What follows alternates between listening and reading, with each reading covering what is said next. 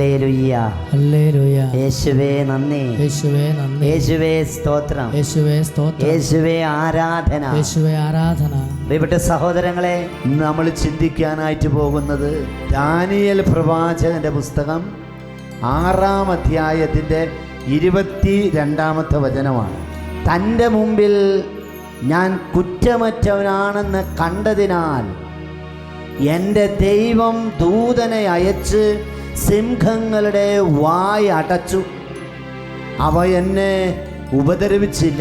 പ്രിയപ്പെട്ട സഹോദരങ്ങളെ, ഈ ചെറിയൊരു വചനത്തിലൂടെ വലിയൊരു യാഥാർത്ഥ്യമാണ് നമ്മുടെ കർത്താവ് നമ്മളെ ഓരോരുത്തരെയും പഠിപ്പിക്കുന്നത്.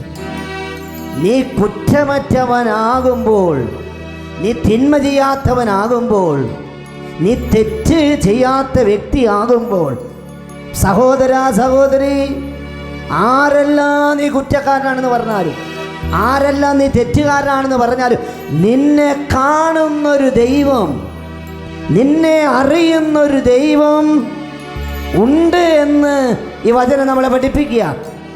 ദാനിയേൽ പ്രവാചകന്റെ യഥാർത്ഥമായ ദയനീയമായ അവസ്ഥ കർത്താവ് കൊണ്ടു. അവൻ്റെ മേൽ കുറ്റം ആരോപിക്കപ്പെട്ടപ്പോൾ, പ്രിയപ്പെട്ടവരെ, സിംഹങ്ങളുടെ നടുവിലേക്ക് അവനെ അയച്ചപ്പോഴും ഇതാ ദൈവം അവനെ രക്ഷിക്കുവാൻ, ദൈവം അവനെ സിംഹങ്ങളുടെ നടുവിൽ നിന്ന് മോചിപ്പിക്കുവാൻ സിംഹങ്ങളുടെ വായ് ദൈവമായ കർത്താവ് അടച്ചു.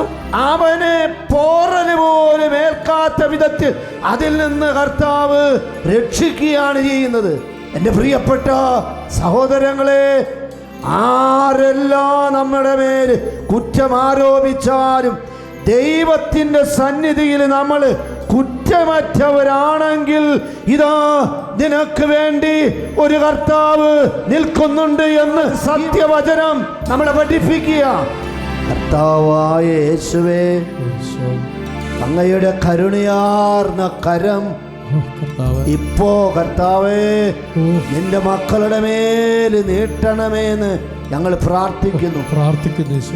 പലരാലും കുറ്റമാരോപിക്കപ്പെട്ട് തെറ്റിദ്ധരിക്കപ്പെട്ട് ജീവിതം തകർന്നു പോയി എന്നുള്ള അവസ്ഥയിൽ നിരാശപ്പെട്ട് സങ്കടപ്പെട്ട് ദുഃഖിച്ചു നിൽക്കുന്ന ഓരോ മകളുടെ മേല് വന്നുപെട്ട ഇപ്രകാരമുള്ള നിഷേധാത്മകമായ സ്വാധീനങ്ങള് മുഴുവനെയും ഇന്നും ജീവിക്കുന്ന നസ്രായനായ യേശുവിന്റെ അധികാരമുള്ള നാമത്താൽ പരിശുദ്ധ അമ്മയോട് ചേർന്ന് വിശുദ്ധ ബെനഡിക്റ്റ് മിഖായേലിനോട് ചേർന്ന് അങ്ങ് എനിക്ക് തന്ന പൗരോഹിത്യത്തിന്റെ അധികാരത്താൽ ആ മേഖലകളെ മുഴുവനെ ഞാനിത് ബന്ധിക്കുന്നു,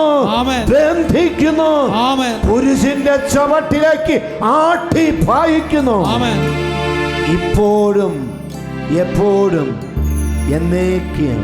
ആമേൻ. ആരാധന ആരാധന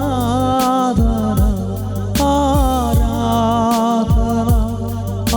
ആരാധന ആരാധന ആരാധന